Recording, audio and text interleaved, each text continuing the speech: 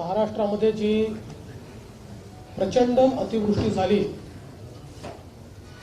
आणि त्याच्यामुळे शेतकऱ्यांची फार मोठी हानी झाली, तिचा आढावा घेण्याकरता मागील 3 दिवसापासून आम्ही दौऱ्यावर होतो, शेतकऱ्याच्या बांधावर गेलो, शेतातली प्रत्यक्ष परिस्थिती पाहिली, शेतकऱ्यांशी संवाद केला। 3 दिवसांमध्ये जवळजवळ 850 किलोमीटर आम्ही प्रवास केला आणि 9 जिल्ह्यांमध्ये आम्ही प्रवास केला, ज्यामध्ये पुणे, सोलापूर, उस्मानाबाद, लातूर, बीड, परभणी, हिंगोली, जालना आणि औरंगाबाद।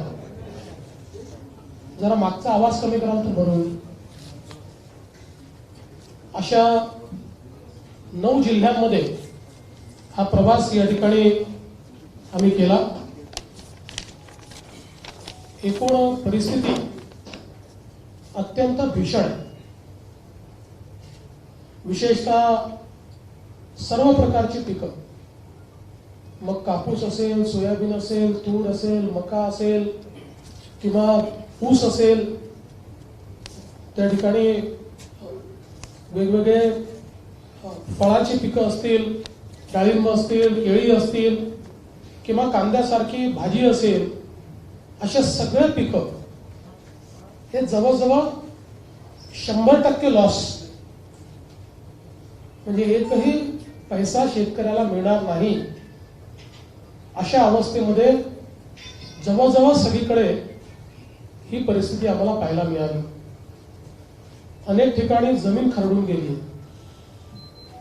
आणि त्यामुळे पहिल्यांदा तर मोठ्या प्रमाणात माती वाहून आणून त्या शेतकऱ्यांना आपली जमीन त्या ठिकाणी तयार करावी लागेल।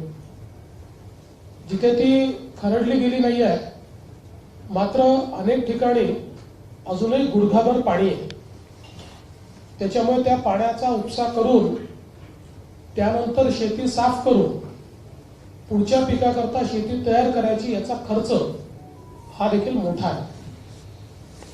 आणि थोडे पिकं जे आता दिसत आहेत तेही 3-4 दिवसात त्या ठिकाणी खराब होतील।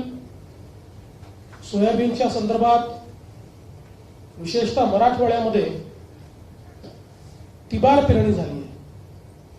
शेतकऱ्यांनी सांगितलं, पहिली पेरणी केली, बियाणं खराब निघालं, काही उगवलं नाही, दुसऱ्या पेरणीत उगवलं नाही, तिसऱ्या पेरणीमध्ये शेंगा भरल्या असताना अतिवृष्टी झाली आणि त्यातनं पूर्णपणे पीक खराब झालं, फस तयार झाला आणि हाताला काहीच लागणार नाही, अशी अवस्था आहे। कापसाची बोंड काही ठिकाणी आत्ता वरून दिसत आहेत, पण जवळून बघितल्यानंतर पूर्णपणे ती खराब होत आहे आणि तो कापूस कुठेही कामी येईल असं वाटत नाही। डाळिंब पूर्ण काळी पडली आहे, कुठल्याही कामात ती येऊ शकत नाही।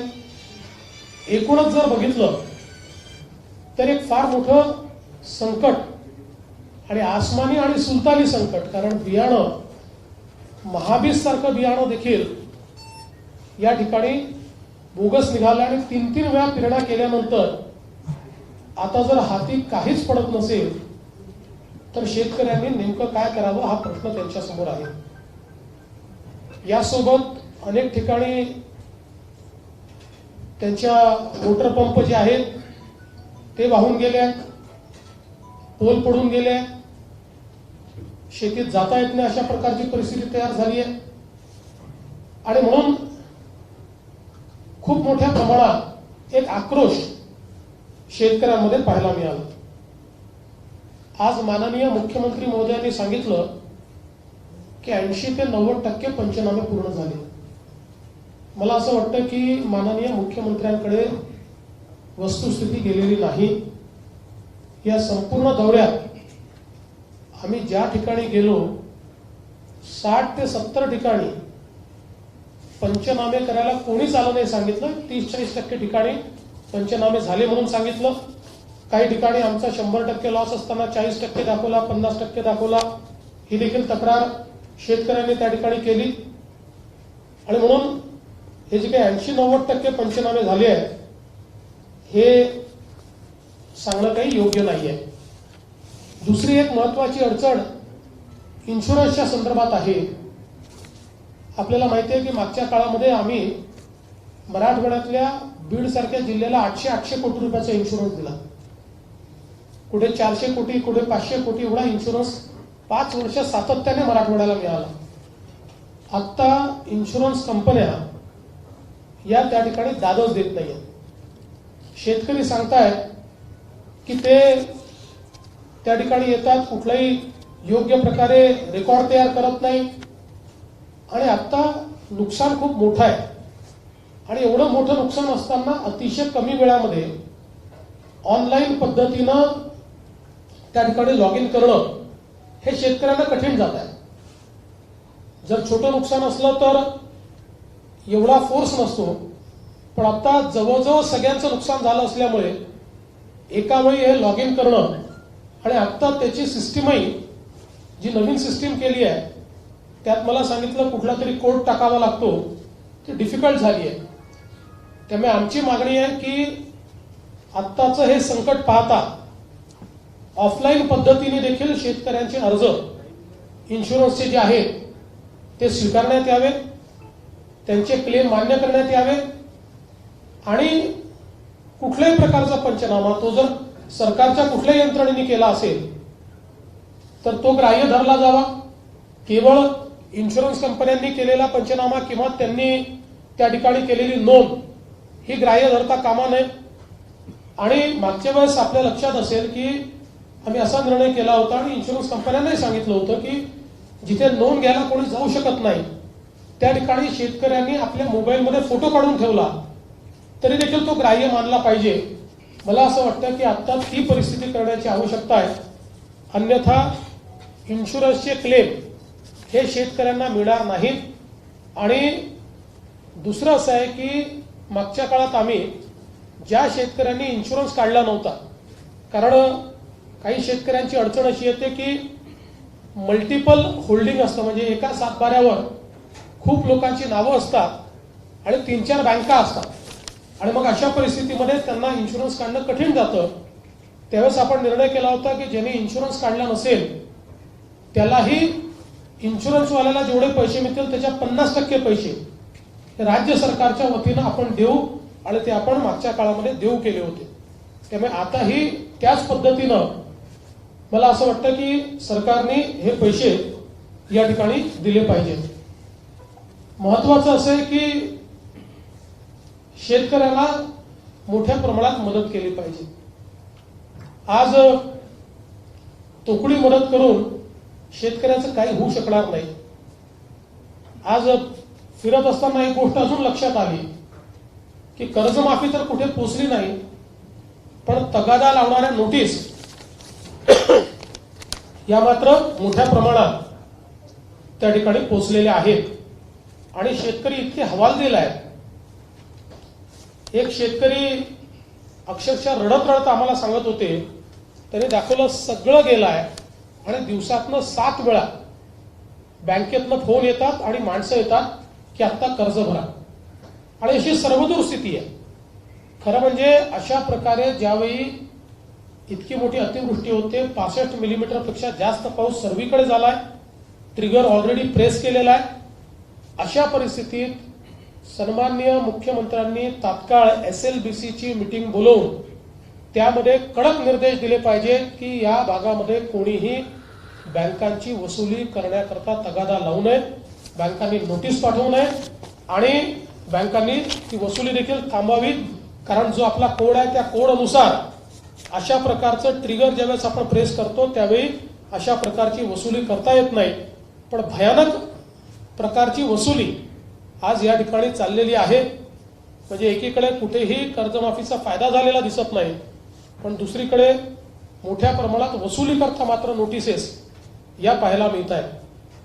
एकूणच शेतकरी फार आक्रोशित आहे, कारण जून महिन्यापासून सातत्याने तो पेरतोय आणि जात आहे आणि त्याची अवस्था अशी आहे. अनेकांनी आम्हाला सांगितलं की जून, जुलै, ऑगस्ट सगळ्या कधी अतिवृष्टी झाली, कधी त्या ठिकाणी गॅप पडली, परत दुबार पेरणी करावी लागली आणि म्हणून या संपूर्ण कालावधीत एक नवा पैसा कोणी दिला नाही, कोणी कॉग्निझन्स देखील घेतला नाही.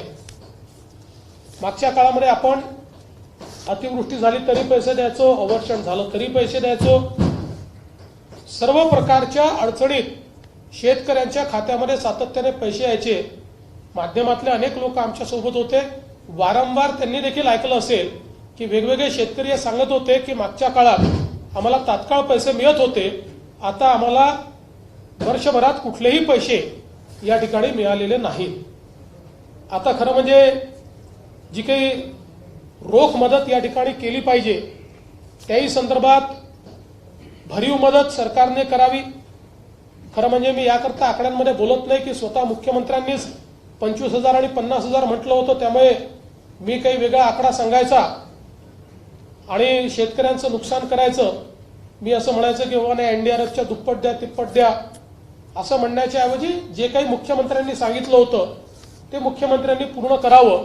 पण जो काही निर्णय घ्यायचा आहे माननीय मुख्यमंत्र्यांना तो तात्काळ त्यांनी निर्णय घ्यावा. खरं म्हणजे मागच्या वेळी त्यांनी घोषित केल्यानंतर मागच्याही पावसाचे पैसे तुम्ही सांगितल्याप्रमाणे द्या असा सारखा तगादा त्यांच्या मागे आम्ही लावला. त्याही वेळेस त्यांनी दिले नाहीत. जे 8,000 रुपये गव्हर्नर साहेबांनी दिले होते त्यानंतर एक नया पैसा हा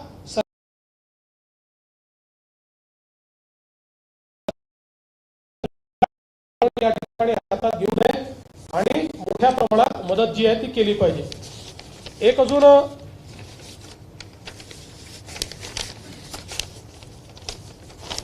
मुद्दा मला मांडला पाहिजे की साधारणपणे मदतीच्या टाळाटाळीच्या संदर्भात कारण दिले जात आहे. कोणी जीएसटीचं कारण सांगताय, कोणी केंद्राच्या मदतीचं कारण सांगताय. मी जीएसटी संदर्भात काल अनेक माध्यमांपुढे सविस्तर बोललो आहे की तो सगळा पैसा केंद्र सरकार देत आहे. केंद्र सरकार स्वतः कर्ज काढून राज्याचे पैसे देत आहे. मागच्या वर्षीचे सगळे पैसे केंद्राने क्लिअर केले आहेत आणि आपल्या राज्य सरकारकडे 60,000 कोटीची फिस्कल लिमिट आज शिल्लक आहे. त्यामुळे आता आपण जर शेतकऱ्याला पैसे दिले तर हे येणारे जे पैसे आहेत त्यातनं ते आपण परत देखील करू शकतो. त्यामुळे हे जीएसटीचा जो बहाणा सांगितला जातोय तो अत्यंत चुकीचा आहे. केंद्र सरकारच्या वतीनं जी काही मदत आहे ती निश्चितपणे मिळेलच. पण पुन्हा एकदा सांगतो की राज्य सरकारला मेमोरँडम तयार करावा लागतो. तो मेमोरँडम राज्य सरकार केंद्र सरकारला पाठवते. त्या ठिकाणची टीम येऊन या ठिकाणी तो मेमोरँडम बरोबर आहे की नाही याचा 1-2-3 दिवसाचा दौरा करून फक्त चेकिंग करतं, रँडम चेकिंग असतं आणि त्यानंतर त्या ठिकाणी केंद्रीय गृहमंत्री, केंद्रीय कृषी मंत्री आणि केंद्रीय वित्त मंत्री यांची समिती आहे, जी समिती अशा प्रकारची ग्रँट अप्रूव्ह करते. त्यामुळे हे सगळ्यांना माहिती आहे आणि विशेषतः माननीय पवार साहेब तर 10 वर्ष कृषी मंत्री असल्यामुळे या समितीचे भाग होते आणि त्यामुळे त्यांना देखील हे माहिती आहे. आणि म्हणून मला असं वाटतं की केवळ आपले हात झटकायचे आणि केंद्रावर टाकायचं योग्य नाही. केंद्र मदत करेल पण त्याकरता राज्याला प्रोसेस पूर्ण करावी लागेल. ती प्रोसेसही राज्याने तात्काळ पूर्ण करावी.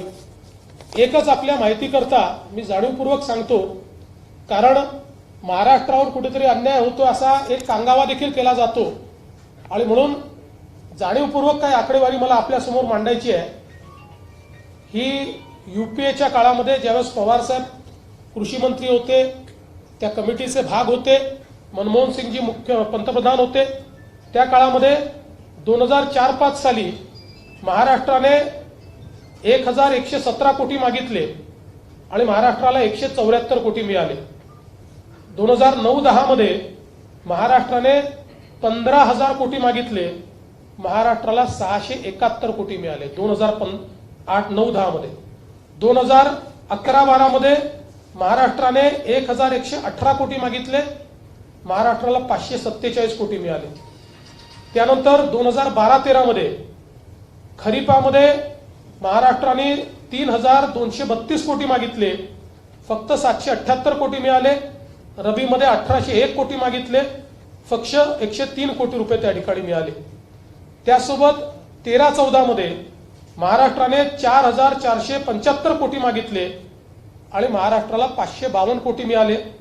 म्हणजे एकूण या कालावधीमध्ये महाराष्ट्राने 26,805 कोटी रुपये केंद्राला मागितले. 26,805 कोटी आणि केंद्राने 3,789 कोटी दिले. 26,800 म्हणजे 27,000च्या अगेन्स्ट 3,700 कोटी रुपये केवळ केंद्राने दिले. मोदी सरकारच्या काळामध्ये म्हणजे माननीय मोदीजी पंतप्रधान झाल्यानंतर 14-15 मध्ये 6,000 कोटी मागितले, 2,000 कोटी रुपये दिले.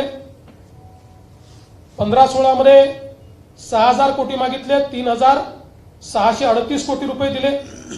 त्यानंतर रबीमध्ये 2,251 मागितले, 669 कोटी रुपये दिले. 17-18 मध्ये 17-18 मध्ये हे मिळून 7,902 कोटी मागितले, त्यात 4,714 कोटी दिले. म्हणजे जेव्हा युपीएचं सरकार होतं त्या काळात महाराष्ट्राने 26,000 कोटी मागितले तर महाराष्ट्राला 3,700 कोटी मिळाले. आणि मोदीजींच्या सरकारमध्ये 25,000 कोटी मागितले तर 11,000 कोटी म्हणजे जवळजवळ तिप्पट पैसे या ठिकाणी मिळाले. आणि म्हणून मला असं वाटतं की हे अतिशय संवेदनशील अशा प्रकारची अवस्था आहे. यात कोणीही राजकारण करायचा प्रयत्न करू नये. मला असं वाटतं की आपण सगळ्यांनी मिळून कसं शेतकऱ्याला दिलासा देता येईल, जास्तीत जास्त मदत कशी करता येईल, आमची तयारी आहे सरकारला मदत करण्याची. आम्हीही केंद्र सरकारला विनंती करणार आहोत की जे काही जास्तीत जास्त पैसे त्या ठिकाणी देता येतील ते केंद्र सरकारने दिले पाहिजे. मुळात केंद्र सरकार एनडीआरएफ मधनं एसडीआरएफला पहिलेच पैसे देतं. फर्स्ट चार्ज हा एसडीआरएफ वर असतो. एसडीआरएफ मध्ये जे काही पैसे आहेत त्यातनं पहिल्यांदा कम्पेन्सेशन वाटायचं असतं आणि मग त्याच्यातलं पैसे कमी पडले की एनडीआरएफ मधनं अधिकचे पैसे मिळतात. दुसरं असं आहे की नियमानुसार एनडीआरएफच्या नामप्रमाणे केंद्र सरकार पैसे देते आणि मग उरलेले जे जास्तीचे पैसे द्यायचे असतात ते राज्य सरकार त्या ठिकाणी देत असतं. त्यामुळे मला असं वाटतं की जे काही कन्फ्युजन क्रिएट करण्याचं काम चाललंय, आता कुरघोडीचं राजकारण कृपया करू नका. या ठिकाणी शेतकऱ्याला दिलासा देण्याची ही वेळ आहे, शेतकऱ्याच्या पाठीशी उभं राहण्याची वेळ आहे. आणि म्हणून राज्य सरकारने परवा अतिशय चांगल्या प्रकारे पवार साहेबांनी सांगितलं की कर्ज घेतलं पाहिजे. याचं कारण असं आहे की कर्ज घेणं हे काही नवीन नाही आहे. आपल्या अर्थसंकल्पात जे पैसे येतात त्यात दरवर्षी 70,000 80,000 कोटी रुपये कर्जातनं येतात.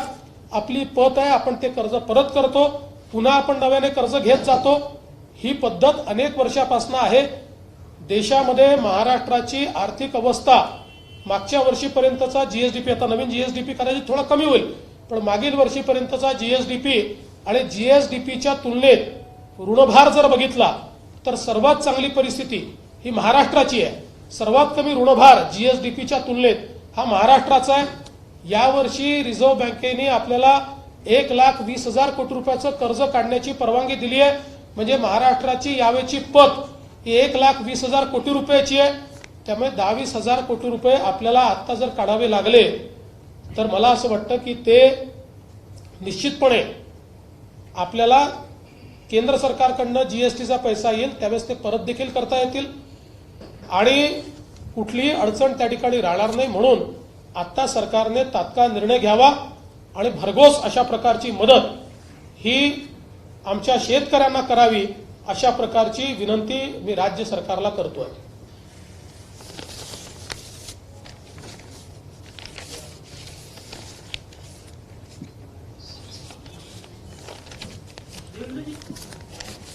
मागच्या वर्षी कोल्हापूर सांगलीमध्ये जेव्हा पूर परिस्थिती आली होती त्यावेळेस एनडीआरएफचे निकष आपण सगळे बदलले होते आणि 3 पटीनं कोल्हापूर सांगलीच्या लोकांना नुकसान भरपाई दिली होती. मराठवाड्यामध्ये उस्मानाबाद, लातूर या भागामध्ये अशीच परिस्थिती आहे. गोदाकाठच्या परिसरामध्ये मोठ्या प्रमाणात नुकसान झाले. मराठवाड्यासाठी हा निकष लावा असं वाटतंय तुम्हाला? निश्चितपणे. म्हणूनच मी सांगितलं की एनडीआरएफचे जे निकष आहेत ते बदलण्याचा अधिकार राज्य सरकारला आहे.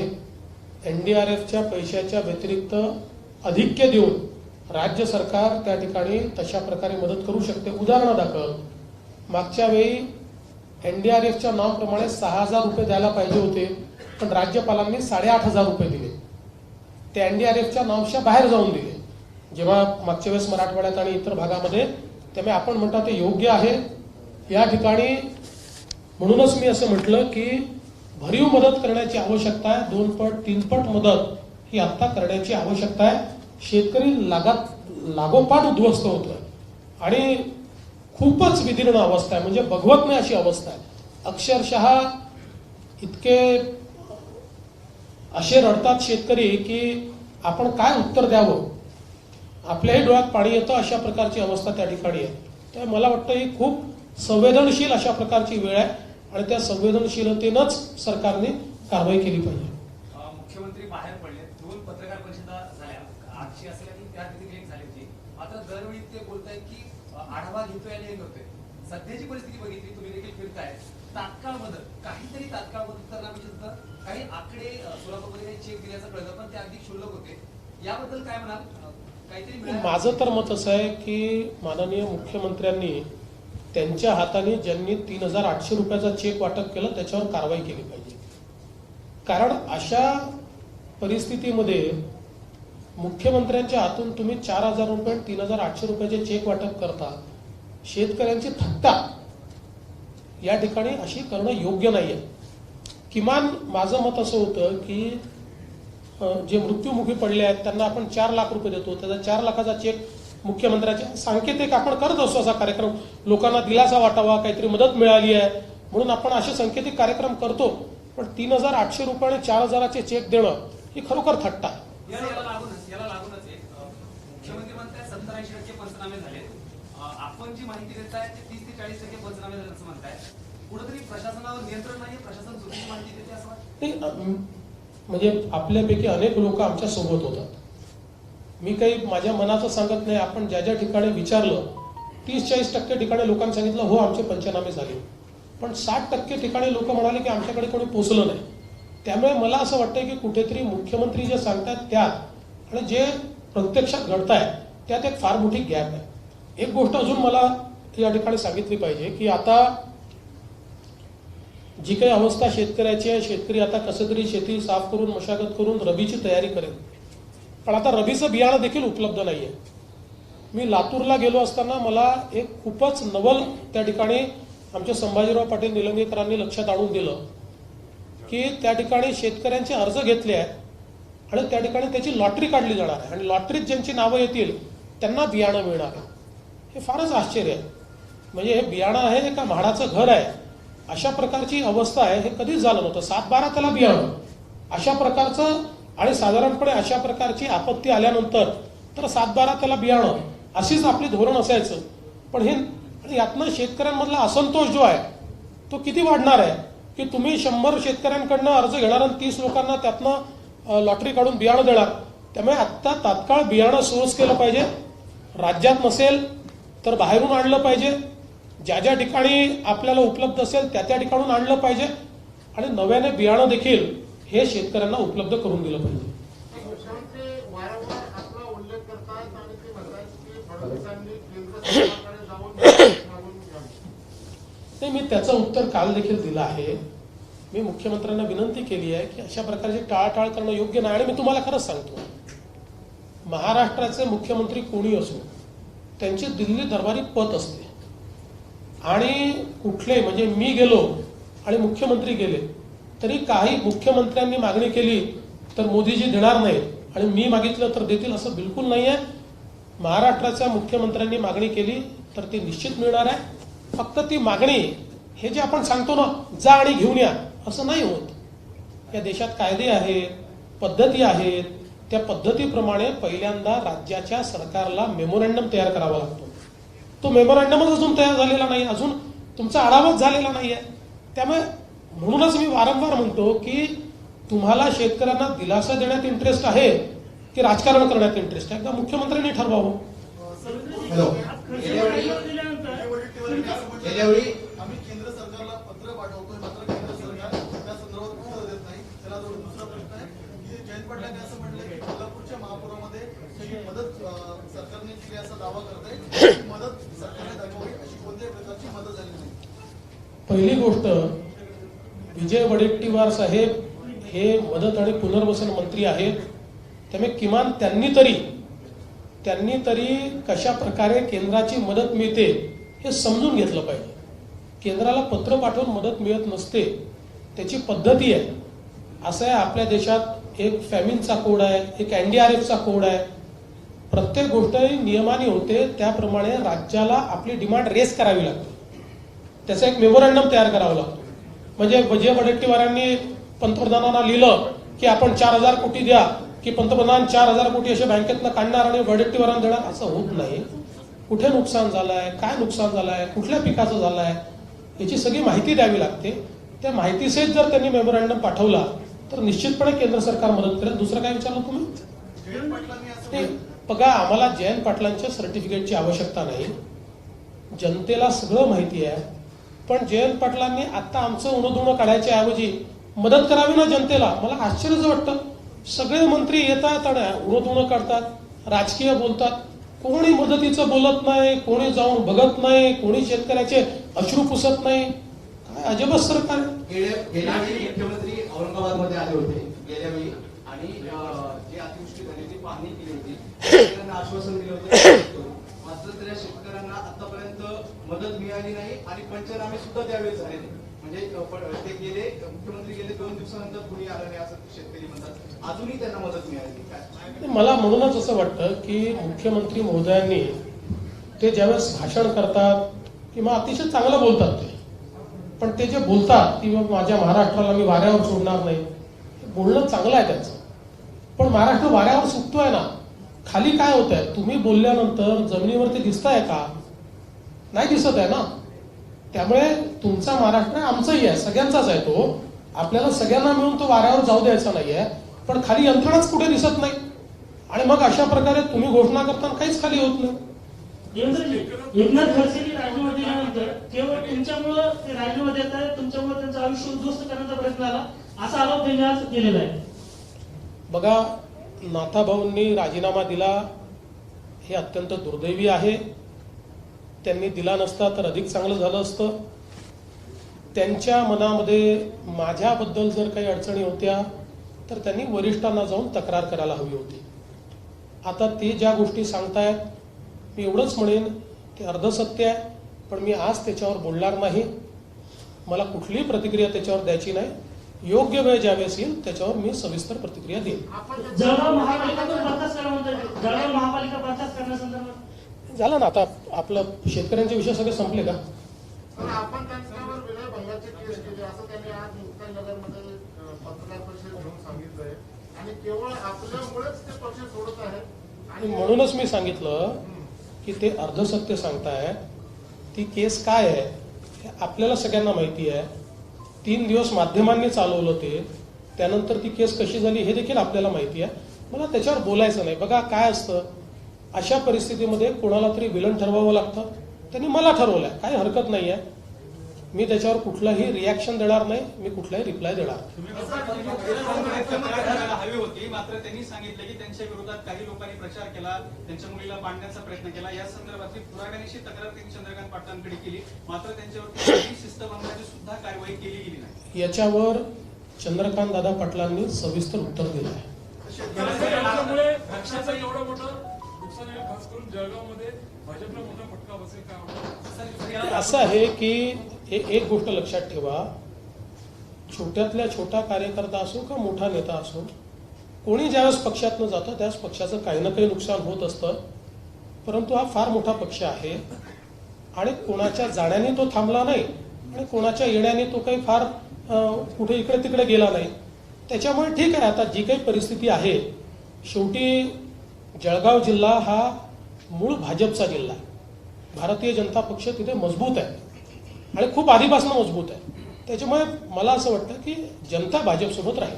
सर, शरद पवारांनी असं म्हटलं होतं, शरद पवारांनी राजकीय असं विधान केलं होतं की ज्या प्रकारे भाजपाने आमचे नेते फोडले त्याचप्रमाणे भाजपचे अनेक नेते आपल्या संपर्कात सुद्धा आहेत. तर त्या प्रकारचा हा पहिला धक्का मिळाला. याला लागूनच सर एकच याला लागूनच अर्जुन खोतकर आणि पाटील गुलाबराव पाटलांनी पंकजा गांधी देखील ऑफर दिली आहे.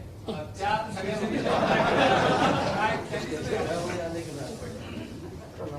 पहिली गोष्ट तर अशी आहे, कोणीही नेता ते आमदार बिमदार जे सांगतात ना, एकही आमदार कोणी जाणार नाही, कोणी नाही.